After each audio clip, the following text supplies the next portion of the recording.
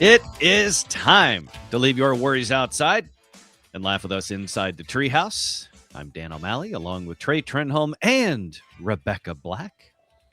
Coming up on the show today is Masters of the Universe, a masterful flop. Oh. Also, the pencil case no one's kids will be asking for when it's back to school time.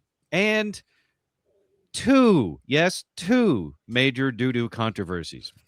So if you like what you hear today, be sure to share the show with a friend. Hit that share button from your favorite listening platform and send it to a friend or post it on social media. And together, let's grow the Treehouse Show.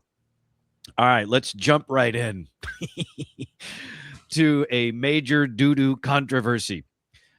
Surveillance video of a woman using a neighbor's trash can for her dog's poop bag has the internet split. I love when the internet splits. It makes me smile. A woman walking her dog casually discarded her dog's poop bag in her neighbor's trash can. Okay. The video went viral, leaving people divided over the behavior. While some did not mind if it were them, others expressed criticism. The incident appeared to have caught on surveillance camera, but it basically shows a woman who's picked up her doggy poop. She's got it in the baggie and is walking by someone else's trash can outside, opens the lid, drops it in, goes about her business. Mm-hmm. And I guess the owner of the footage took issue with it and posted it online to see what the internet thought, which is always a dangerous proposition. And everyone seemed pretty split. Is it okay to put your dog's poopy stuff in somebody else's street trash can or not? We are all dog people. We all have dogs. We've had dogs our whole lives. We are animal lovers. I don't think I'm going to break any new ground by saying I don't love the doggy poo-poo situation. But it is what it is as a dog owner when you're walking your best friend around the neighborhood. So do you carry it with you and bring it home, or do you casually drop it into a neighbor's bucket? Trey, let's start with you. I'm curious where you fall on this. I have no qualms about not dropping it in a neighbor's bucket, especially in Dallas, where if the cans are out, that means they're getting picked up. These are not cans that go inside. They are city issued trash cans. Yeah.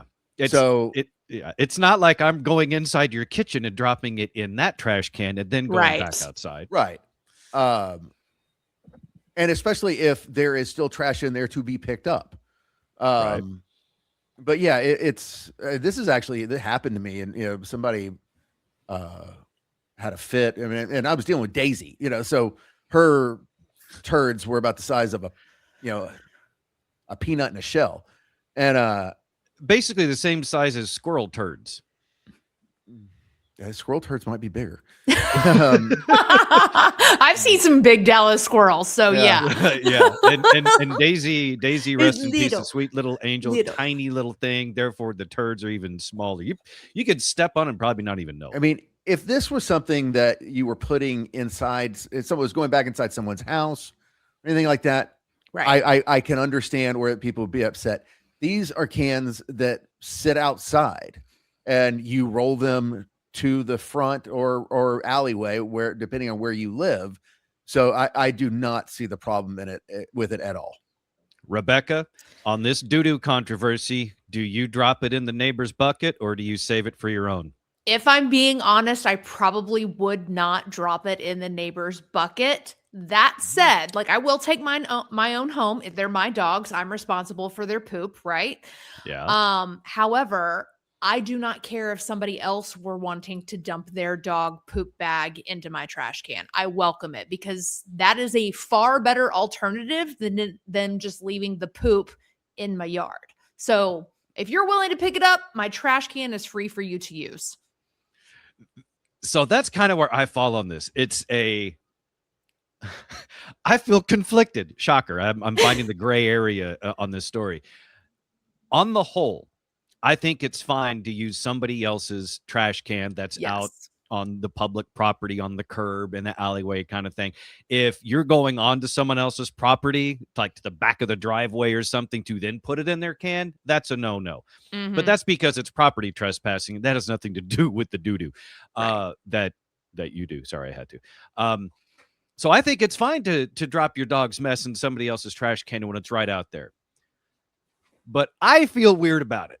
Yes, it's like a respect thing. It's like, yeah, I don't know why. I get that. You kind of see me recoiling like a turtle in a shell that I don't have, but it's like I feel weird picking up. I know it's not their can, it's the city's. You pick the lid, you drop the thing, but just for some reason, I feel weird if I do it. Now, if I was desperate, I will do it. But otherwise, I feel weird about touching and doing that. So I'd take it home. We're the am I same weird? page, Dan. No, I'm the same. I feel the same as you. Trey, are we weird? I'm still pissed at you about that doo-doo that you do. That line. You should be ashamed of yourself. I should take that and drop it in a can. Yes. Yeah. Right. Not in your neighbors. Keep it in your own. They don't deserve that kind of stink.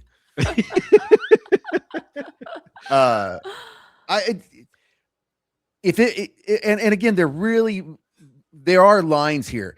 If it's someone's private trash can, then I absolutely think you should take it home. Yeah. Like, and a lot of times I would just take whatever home and put it in the trash chute or whatever. But again, if it's a big public, city issued can, and especially if it's out there for pickup, so it's not like the person's going to have to deal with it, I see no problem with it. And what Rebecca said also, I would much rather than pick it up and put it in a can, then just leave it, because that's generally your two alternatives. I mean, please just pick up your dog's poop. So plot twist. Let me change the parameters here and see if your answers change at all. So you're walking your dog and the trash truck goes by. Do you try to throw it to make it into the back of the trash truck as it goes by, or do you just take it home? No, because then you might hit the guy carrying the trash. That's the last thing I want to do is piss off my trash people. I'm sorry, it sounds like fun to me. Just I think I could hit this. That's how you end up with like no trash ever taken from your property ever again. Like, do not mess with those people. They're doing the Lord's work. Leave them alone. I'm not in the trash truck, and not in the cabin. No. Do you guys not have a guy that hangs off the back? We have two guys that hang off the back. If you even accidentally miss, this is where it goes very, very wrong. So why risk it? It is a high risk situation. You're giving me anxiety at the thought that you might accidentally hit one of these poor people in the head. Well, number one, there's always at least 3 guys on a trash truck, so you're liable to get just an ass whipping. Correct. So no, I'm willing to bet there's a 4th guy you never see, just in case. Yeah. You never want to see the 4th guy. No, that's when things have gone really south. If you see the 4th trash guy, that may be the last person you ever see. No, I would not do that, but it is like occasionally the trash truck will go by and be like, I bet I could hit that. But yeah, I mean, it's too much of a risk, because I love those guys. I love what they do. I appreciate what they do. And I would not want there to be any misrepresentation of my respect for them by throwing a poopy bag into the back of the truck, unless they were away from the truck. If they were picking up cans and they were away, then I might. But otherwise, I don't want to throw poo-poo near somebody. Or if sometimes they'll wave you on, like if you've got one in your hand, you'd be like, oh, wait. And then they'll wave you on, right? Like, I appreciate a wave on. Like, tell me it's okay. I would just like to point out, if there are any sanitation workers that listen, Dan is the one who thought about throwing poop at you. The rest of us did not. No, we did not. Never crossed my mind. Never. All right. Trey, you know how you hated when I said the doo-doo that you do? Uh-huh. That you're really about to hate this.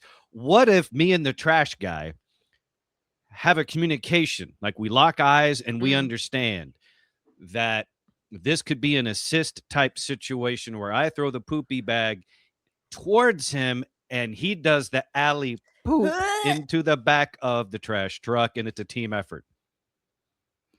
No, those bags are Now, not let strong him enough. sit. Let Rebecca stop. Let him sit in that one. Alley poop. Let him sit in it. Oh, that's what you wanted. You wanted to get to the alley poop joke. Yeah, I That's did. terrible. Thank you. What stinks worse, those two really bad jokes, or the dog poo that I picked up this morning? Honestly, it might be a toss up.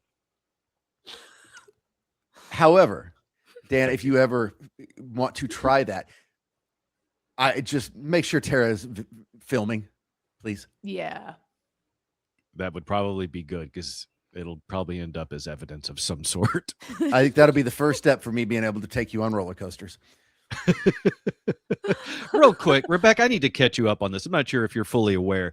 Trey is counting down the days when I inevitably have a stroke and I'm in a vegetative state, and he can take me around to all the places and do all the things that I would never want to do as a normal functioning human. First of which would be Chinese roller coasters that have very few regulations. Okay. I love this. This is a TV show in the making right here. It really is. It's like Tuesdays with Maury, but really horrendous. Yeah. It's like Tuesdays with Maury meets Hostel. Or I was like Weekend at Bernie's meets. Also that, yeah. I've already lived Weekend at Bernie's. I don't need to do it again on the other end. All right, let's shift to a different doo-doo controversy now. This one fascinated me because I feel Number like 2, if you will. Thank you for coming on the poopy truck with me. As she rim shots the air, and Trey just rolls his eyes so heavily it could pull planets into it. Okay, doo-doo controversy number 2. Hang on. Let me I'll have this ready. Hang on. From now on. Yeah. There you go. Always ready just in case. You may only use it once a month or so, but it's fine. Yeah, along with the sad trombone. A furious farmer sprayed manure on cars who were parked illegally in his field. And he said he did it because he is fed up with tourists and their abuse. I believe this was in the UK. Hogg Hodgson took action after dozens of drivers ignored warnings and left their vehicles on his land. This is in the Lake District, Cumbria. So this guy has an issue with all these tourists parking their cars on his property. And like any good farm, there's a fence, there's a gate, and on the fence next to the gate, there's private property, no trespassing. And because he's had these issues with people in the past, it says, don't park here. Hey, you, this is private property. Do not park here.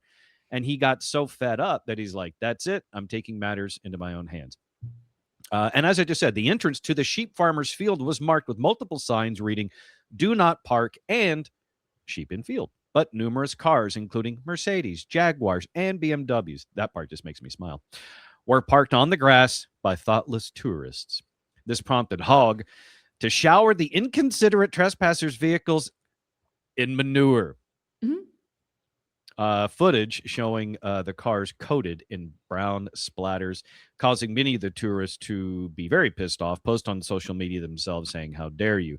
And I don't know how much the internet's divided on this one, but to me, this seems pretty obvious. Yeah. It said don't park there. He gave you 400 signs before you actually entered in the property and parked. Like, you were warned. Yeah. I also love what the farmer says. Speaking to Mail Online, he said, I'm not proud of what I did. I think you should be. He says, I didn't do it for any particular reason other than the way tourists behave. I just get fed up with the way they treat the Lake District. I am sick of being abused by people when I ask them not to park on our land. Everything I did was on the field. I didn't get a drop on the road. So it's on his own property. It's not like Yeah. it was an accident when you were passing by. This has been an ongoing thing with gypsies and farmers. Really? Yeah, especially in France. But Really? yeah, that because the gypsies run in the big caravans and they'll set up shop pretty much wherever. And so Right. yeah, like the farmers will get together. It's like multiple tractors and everything, and they will just start. And it's a almost a liquid manure fertilizer compound that they use. So yeah, they'll get a good soaking. I'm all about people being punished for their poor behavior. So I love this story. I do too. But also, if this were my car and it was getting sprayed with some sort of liquid manure, like, I'm just going to buy a new car. Because the germ situation, getting into it, touching it, no, thank you. Well, the other thing about this is the fact that these are tourists. So I don't know if some of these vehicles might be rental cars, at which point I hope you got the insurance. The farmer says he often has to deal with tourists leaving litter and breaking fences. So it's not just about, smashing the grass or whatever. Yeah. And he says this is the long-standing issue, and he had finally had enough. And this is around this national park. So he doused them. I love deserved. This. I think they deserve it. And like I said, I wasn't sure how divided this story would make people, but apparently most people seem to be on his side. Support flooded in for him online. One person saying this guy must be so frustrated, honestly. That sounds very British. Another one said, if this was my field, I would do so much worse just for the audacity of ignoring my signs. So therein lies my follow-up question. If this was your land, what would you do? I would have target practice, but I would clearly miss.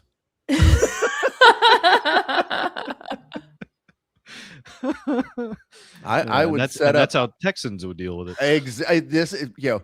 Shit, you don't deal with in Texas. People breaking down your fence and parking on your land because your car is going to have some extra ventilation. Is it bad that I can think of like a million different ways that I would get back at people? I think I would start with just buying a bag of nails and just. That's pretty good. Yeah, this is one of those things where you can get lost. Yes. In the fever dream and the fantasy of the things I would do to these idiots to deliver the vengeance and the comeuppance that they so rightfully deserve.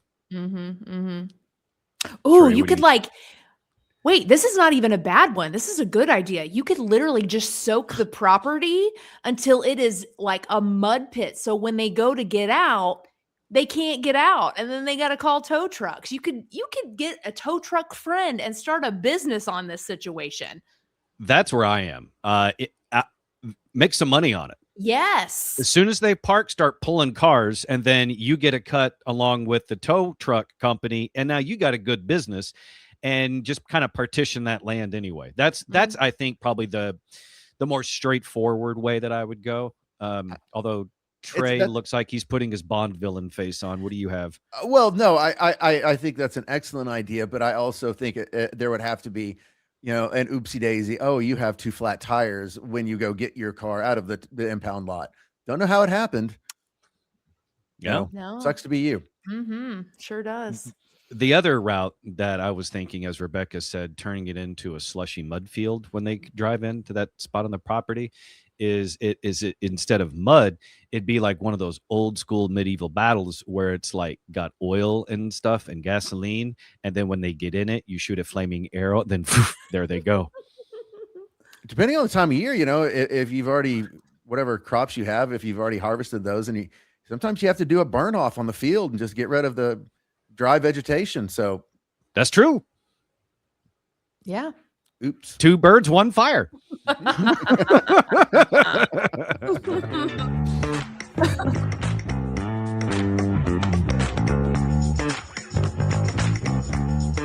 in the Treehouse.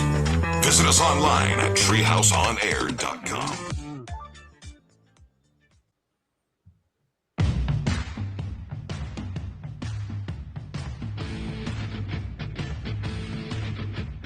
You're listening to The Treehouse. Visit us online at treehouseonair.com. This segment of The Treehouse is brought to you by Cook DFW Roofing and Restoration. Yes, you can get a free roof inspection. Yes, you can get a free property review where they'll tell you any and every issue you may have with your home. on top and around. So get that scheduled today, 833-COOK-DFW.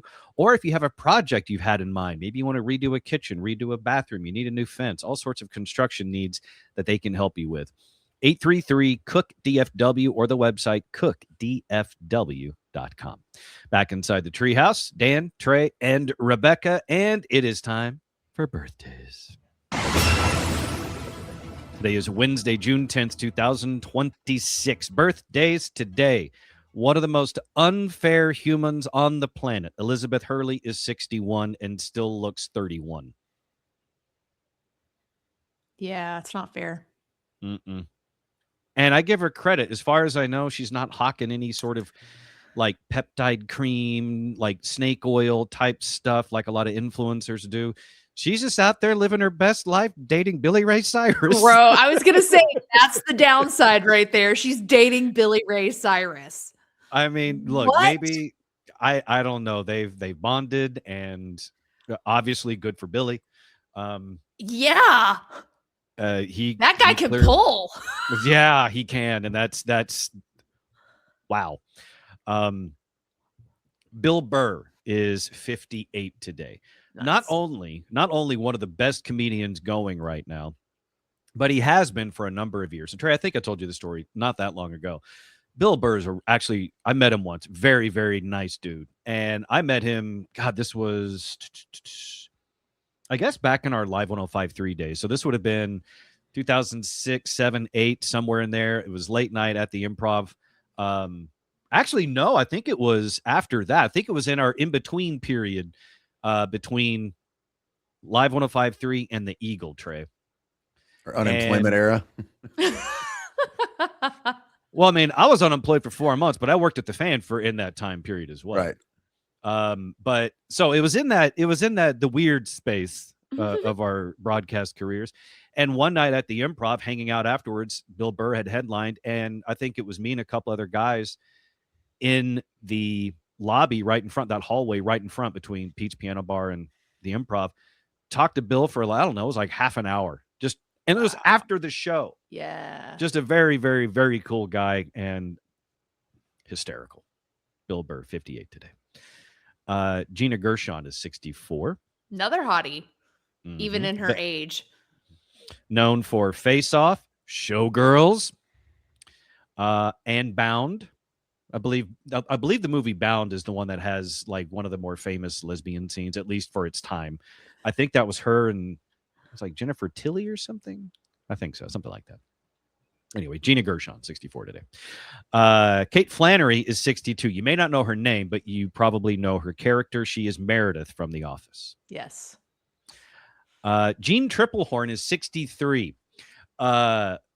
She was in Basic Instinct as Michael Douglas's love interest opposite, Sharon Stone. Thank you. I don't know why I was about to say Kim Basinger, but I know that wasn't right. And if I remember that movie right, wasn't Jean Triplehorn, like she was the actual villain in the movie? Sorry, spoiler alert if you haven't seen this 30-year-old movie. I don't remember, honestly. Like I just remember all the stuff leading up to it. I barely remember the ending. It was mostly like I remember like the sex scenes and her, is she reaching for the ice pick situation? Which in Trey's younger years, he might have been like, yeah, do it. I love it. As he turns his head, he's like, yeah, pretty much. So Jean Triplehorn, 63 today. This was an interesting one for me. Lily Sobieski is 43. She's been a star in movies such as Never Been Kissed. She also played Joan of Arc. I think I remember her most as the love interest in the kids' baseball movie Rookie of the Year with Thomas Ian Anderson, the kid who had like the arm, he broke his arm and then he could throw like 100 miles per hour. Yes. She played the love interest opposite him in that movie. I did not know that. How's that for a random pull? Uh-huh. You always have the random movie facts. Always. Thank you. And also not that wasn't necessarily a compliment. I didn't take it as one, believe me. Somewhere my wife agrees with you wholeheartedly. That movie is a soft spot in my heart. Trey, I think you might be a little old to have enjoyed Rookie of the Year. But it did have Daniel Stern as the clubhouse manager for the Cubs, Mhm. who kept swallowing his chaw, which made me laugh as a kid, and Gary Busey as the aging old Nolan Ryan baseball, like Roger Clemens type. Back when Gary Busey could speak normal. He's a hot mess these days. Like, I follow him on Instagram. It's a watch. I think you have to, Oh, don't you? that's- I think it's like mandatory social media follow. Like there are certain people that Yes. everyone needs to follow. To me, Gary Busey is one of those. One of the last videos we saw was him.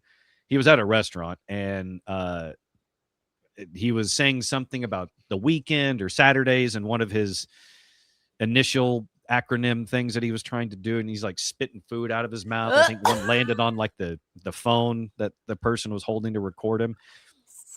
The Gross. clothes he was wearing looked like they've actually never been washed. I just Like, he just looks disheveled all the time now. And I'm like, I know you got people that can help take care of you.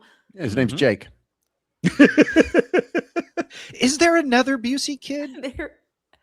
Oh, that's a good question. I don't know. I don't either. I was just wondering. It's like, or was Jake truly saddled with it? I mean, I feel like if there was, Jake ate them It's possible. It's very, very possible. because he got the chompers. He did, of all the things to get from dad. Like, they're literally, he's a spitting image of dad. Spitting. Sorry, that's true. All right. Is the new Masters of the Universe movie a masterful flop? Oh, man. So I didn't have high hopes for this movie. No. But there's definitely some conflicting things happening about this movie. The audience score, last I checked on Rotten Tomatoes for Masters of the Universe, is 88% for the audience. What? Oh, okay. Yeah, the overall score is like 67%. So the critics are panning the crap out of it, which honestly, that does not surprise me in the least. No. I've seen the trailers. And I'm an 80s kid, 80s, 90s kid at heart. I grew up with the toys. I loved the cartoon. I just don't know. It can't be worse than the Dolph Lundgren version. That is a low bar. You're right. Wait a minute. There's a Dolph Lundgren version? How do I not recall this? Because I was just thinking if it had been made 35 years ago, it would have done better because that was like our generation growing up. I did not know there was a Dolph Lundgren. Late 80s. Okay, I kind of want to watch that. Have fun with that. First of all, I love me some Dolph Lundgren. Well, Really? Like he was the bad guy in Rocky. It was awesome. mm-hmm. But notice he didn't have a lot of lines in Rocky. Oh, I mean, I've seen him in the Expendables or whatever. He does a little bit better. That's also 30 years later with True. better English and everything else. Very true. He's held up very nicely, I will say. Mm-hmm, he has. So Rebecca, your love for Dolph Lundgren, which I never thought I'd say that. Yeah. Is it more of a artistic respect, or are you just all about that Dolph bod? Oh, the bod, 100%, without fair. question. Yeah. Now you do know he's like a mechanical engineer, right? Like he's a genius. Yes, I do. That kind of adds to it, honestly. He's smart and handsome. Come on. He's the total package. Yeah, not mad about it. I mean, he could probably rail you through a wall and then give you, physics formulas afterwards on how he did it. Very true. I fully expect. I'm with you, Dan. That it's something that I want to see, and I expect it to be campy, cheesy. Like I want Skeletor to be a little, like the cartoon. Yeah. The stuff on Instagram that I love so much. The Skeletor PSAs. That's kind of what we want, is like a movie version of that. That's the point, though. Isn't it supposed to be like the cartoon? And did they go way too serious with it? I don't think they did, because based on a couple the trailers that I've seen, and there was one clip that I saw like a week or so ago between Skeletor and Evil Lyn and like the bad guys around him, and it's very much a tongue-in-cheek, cheesy, campy, funny thing on the backdrop of a silly 80s cartoon. Yeah. So I kind of feel like if you're going into it as a movie critic, you have to lower the bar. Like you're not going to see, Agreed. this isn't going to be Citizen Kane. This sure as No. hell is not Forrest Gump. It's not The Piano, thank God. So it's like, just kind of adjust your expectations accordingly and take the movie for what it's intended to be, not for what you thought it should have been. Is there no 40-something-year-old critic who watched this growing up that's like, yeah, I'm feeling all the nostalgia for this film? Do those people just not exist anymore? I think they do. They're just not in necessarily the publications. So like they're the they're like the outlier reviewers that you got to look at. Like find Yeah. someone online that says, I grew up, like I saw this on Threads the Yeah. other day. A guy said, I grew up on this show and I loved the movie for all the reasons that you said, Trey, for its campiness, silliness, all that. Well, number one, who's a film critic these days? Like, I don't even know who we consider critics anymore. Good point. Papers do papers even employ critics anymore? And Not by the really. way, this is a side note. Mm-hmm. You know how much a Sunday Dallas Morning News costs now? Ooh, no, I don't. Mm-mm. Hang on. I'm trying to remember the last time I paid for one, what it cost. I want to say the last time I paid for one, it was like maybe $2.50. Just for one paper, yes? Sunday, Yeah. with the Sunday edition. Okay, Yeah. I'm going to say $7.50. I'm gonna go $7.51. Y'all both are too high. We blew the bit. It's $6. Shit.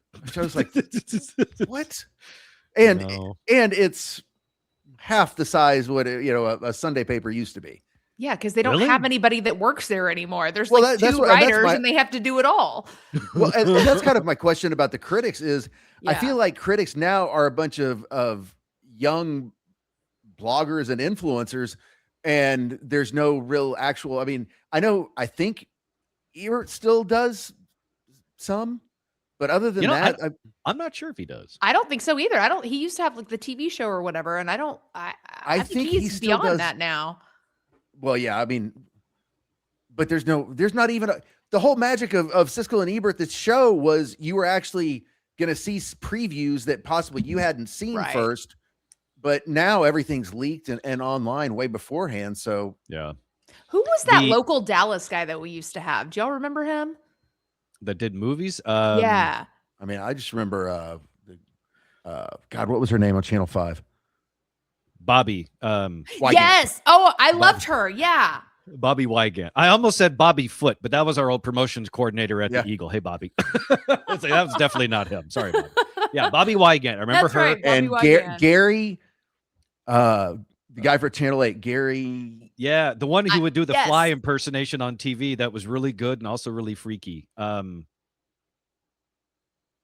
We all know who we're talking We about. know. That Yeah, guy. yeah, yeah. Yeah. Gary. Yeah, Gary. Those were good times. Why are we not bringing this kind of stuff back? I wonder Because that nobody as watches well. the news. Well, they do. It's just you got to No, give. It's like anything. not- You got to not- give them a not- reason to watch. Not There network, has- not the local. I mean, gosh, you look at their numbers. No, Fox 4 kills it. but the scale to which they kill it has diminished greatly. I have noticed that, especially on the radio side of things. I was looking at radio ratings the other day. I was like, Um, oof, why? Yeah. So it's interesting, but it's interesting what you just said as far as the TV ratings is very accurate with the radio side as well. It's like there were, ratings. The ratings are lower. So like your top show, your top stations, whatever, might be number one, but their share values have diminished greatly because not as many people are tuning into it. So yeah, you can be number one, but you might have a fraction of the audience that you did 5 years ago. I do just feel like there's a resurgence for this type of content. I don't know how though, because I'm so ready to give up all of my technology stuff and just do things really old school like we did in the 90s. Like, yeah, not going all the way back to like colonial times, which some crazy people will do for like a week-long vacation with the kids, but just a measured back in Right. time. No, like I want to build clubhouses and play with fireworks in the afternoon after work. That's kind of what we used to do when we were always in person. See? Yeah, Fun. I guess we need to blow up more stuff. Something else that's interesting about this Masters of the Universe situation is the fact that Jared Leto, who plays Skeletor, is nowhere in the promotion of the film. I was about to Unless- say I had no idea till you just told me that. And he's not been promoting it in any way in person. He hasn't been promoting it in any way on social media. They think because, so it's Amazon MGM that put the movie together, right? And there's an entire article on Gizmodo that talks about, you'll hear Jared Leto as Skeletor in Masters of the Universe, but you sure aren't going to hear anyone act like he's in it. Weird. The disdain some people have for Jared Leto, whether it's for his acting or in his past sexual assault allegations, nothing that's been proven, is apparently enough for Amazon to act like he doesn't even exist. Skeletor is all over the marketing for the film, but Jared Leto isn't. And per a different outlet, this is something Jared Leto is not thrilled about. He was paid $5 million for the role, has not been, and he's been put on a gag order since production wrapped. Didn't show up to the film's premiere, not doing any promo like everyone else in the movie, not doing any social media. They think because he's like an albatross for major films, because he's had some major flops. The Tron Ares thing, major flop. The Morbius thing out of Sony/Marvel, major flop. There was another one as well. So people think he's box office poison. And if that was the case, then why'd you cast him as Skeletor? Yeah. Especially when it doesn't look like him at all and it doesn't sound like him at all. So why even take the chance? Like, you I'm really just could kind have of gone with a fascinated. nobody on that. If you're not going to promote the biggest star in the movie, you might as well have just picked a nobody who's never Yeah. acted in anything before. Yeah, What a so waste of money. Yeah, you gave the guy $5 million and told him, now don't tell anyone you're in it. Right. That's wild. Can I get $5 million to be in a movie that no one knows that I'm in? I would love to Yeah. do that. I'll keep my mouth shut forever. I don't No care. problem. So yeah, I'm totally fascinated, by the movie, their response to it.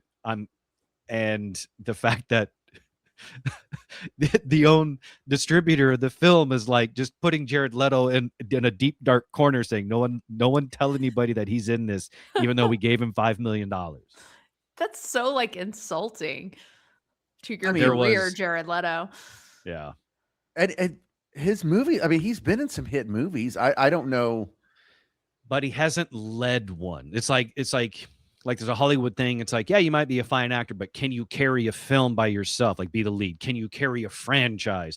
Like, Jared Leto was great in Fight Club, partly because he was pretty, and then Brad Pitt made him ugly. That was kind of the reason he was in that. I will say Jared Leto is still one of the best concerts I have ever seen as the frontman for 30 Seconds to Mars. It was amazing. But yeah, I mean, for whatever, sometimes I think he's a fine actor, maybe just some really bad luck. I don't know. I did love this though from one of the heads at Amazon MGM.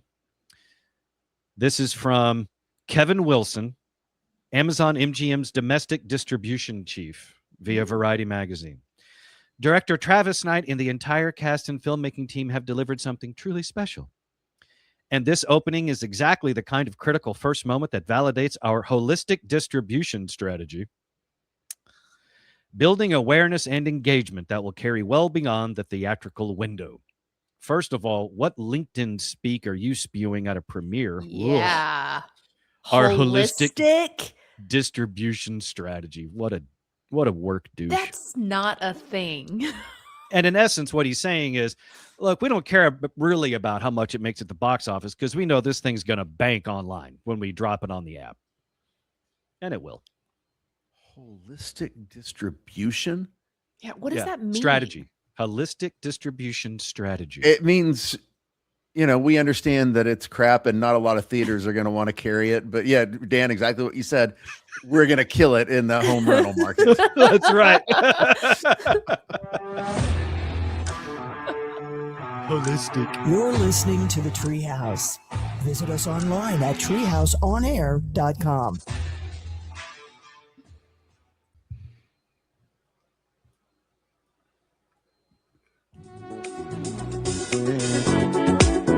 You're in the Treehouse. Visit us online at treehouseonair.com. If you would like more Treehouse in your life, you can get it at patreon.com/treehouseonair. Subscribe today to get more bonus content, episodes, all the goodies there at patreon.com/treehouseonair. Subscribe today. Trey, it looked like you were chewing on something in the break. They're not literally, but more like there was something more you wanted to say about it's just man. Well, no, it was the Amazon executives, BS talk. Holistic distribution strategy. Well, I went back and watched. I hadn't seen it in years. Soap Dish, which, if you haven't seen it, it was a early '90s spoof of it. But the cast alone, it's Robert Downey Jr., Sally Field, Kevin Kline, Elizabeth Shue, Gary Marshall, Whoopi Goldberg. I mean, it's an amazing cast, and it's a funny movie. But that just reminds me of some of the crap because they're like, she's a train wreck. Well, we're gonna milk it. I don't know if I've ever seen that. Rebecca, have you seen Soap Dish? You know what? I have, but it's been so long ago that I don't remember anything about it. I remember the cast. It's a fantastic movie, and it's a quick. It's like 90 minutes. It's the perfect movie. Speaking of things that are great in the 90s and the 80s, just great about the 20th century in general, can we please bring back the hour-and-a-half movie? God bless, for real. Under 2 hours at this point. Yeah, literally under 2 hours. Like the new He-Man movie, Masters of the Universe. When I was looking it up today, 2 hours and 12 minutes, and I'm like, why? It doesn't need to be. It was barely a 30-minute show back in the day. That's what I'm saying. If it was based on a cartoon, how are you going to play that out for another 2 hours? That's insane. Probably just a lot of visual effects. Visual effects are probably going to take up half the movie, so maybe less talking is for the better. Visual effects are hang on. annoying. At the same time, Dan, as you who are going back and watching, the MCU movies to get ready for Endgame, which is a 3-hour movie, and to watch Doomsday, which I'm sure going to be about a 3-hour movie. Mm-hmm. Yeah, so I'm also part of the problem. While the first I want step shorter, is admitting it. Yeah, and I admit it. I own it. I want shorter movies. I want shorter other movies. But if it's a good movie, if it's a good Marvel movie, not a bad one, but a good Marvel movie, I'm okay with it being 2.5 hours. Endgame at 3 hours, it was good. Even when I've rewatched it, I was like, you know what? Could they have trimmed a little bit here and there? Sure, but you can do that with almost any movie. But honestly, that was 3 hours worth it. But to me, that's a spectacle thing. And the one coming out is going to be longer because they've putting in extra clips. Yeah, I mean, when I go back to the theater to see Endgame, it's going to go from 3 hours and 6 minutes to like 4 hours, and then when Doomsday comes out at the end of the year, I assume that's just going to be like over a 4-day period. You just sleep at the movie theater, and it is what it is, and I'll be there for it. I'm kind of like the radio executive who says radio is dying and then do nothing to fix it. That's how I am with movies. I would love movies to be shorter, but here I am lining up at the theater to see the ones that are 2.5 hours. So what happens when you send your resume into iHeart? I assume it goes to the trash. I assume it goes straight into the shredder. Well, I think you're trying to be on air, and I think you need to switch to be an executive because you'd fit right in. That is true. That is very true. Maybe I should start applying for corporate jobs. But I tell you what, man, those guys hold on to those like it's their last dying breath, because it is. Soap Dish, an ambitious television soap actress, connives with her producer to scuttle the career of the show's longtime star, but nothing works as they plan. So I'm looking at it. I'm certain I've seen it, but it's been so long, don't remember it. I'm gonna have to go back and it's a good movie. It's it has aged well. Yeah. Now, if you were in your 20s and don't really remember the heyday of soap operas, maybe not. Yeah. Okay, so look, we're still a couple of months away from back to school, and while none of us have kids, this is probably a good reason for us not to, and I'm going to show you why. There's a pencil case that's been making the rounds on the internet that I'm pretty sure no one's kids will be asking for when it's time to go back to school. Into pencil cases. So there's a zipper up and down. In case you missed the front part of that. Dead rats into pencil cases. And because of the accent, dead rat turned into pencil cases. I don't know if he's like a taxidermy hobbyist and decided, you know what, stuffing a rat just isn't enough for me. I'm going to pull everything out and turn these dead rats into pencil cases. But wait, there's more. Dead rats into pencil cases. So there's a zipper up and down its spine here. It's a zipper that opens down the spine. So the interior then of the cavity is the pencil case part. I'll close that up again. And then in its arsehole, I've swapped its arsehole for a pencil sharpener, really. If you're into this sort of stuff. A pencil sharpener in the rat's asshole. Did Rebecca that was her limit?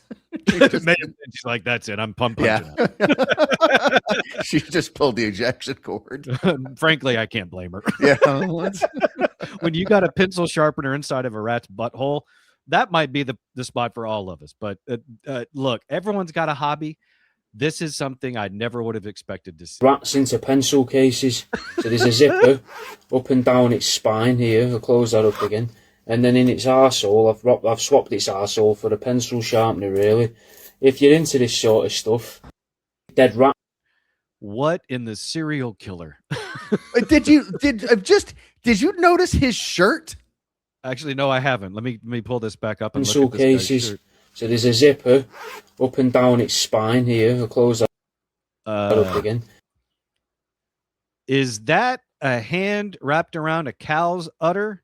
A teat? Yeah, that's what it looks like, and it looks like. And it's squirting. Okay, so it's an artistic. It's a cartoon style drawing of a purple cow teat with a cartoon hand wrapped around it, squeezing down, milking it. I assume this guy is from somewhere in the UK, and clearly it is the Oklahoma of the UK. Because the mullet, the shirt, and he shoved a pencil sharpener up a rat's ass. You know what? I think you're right. This might actually be an extension of my biological family. Sometimes it's better that you don't find them. That's your cousin Eddie.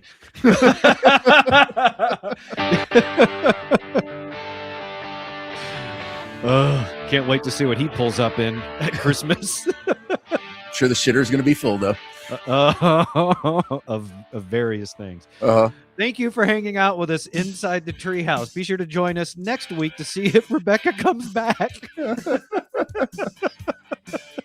For all things Treehouse, hit treehouseonair.com. And once again, if you enjoyed this, hit the share button from your favorite listening platform and send it to a friend. Share it on social media, and together let's grow the Treehouse Show. We'll see you next time right here inside the Treehouse.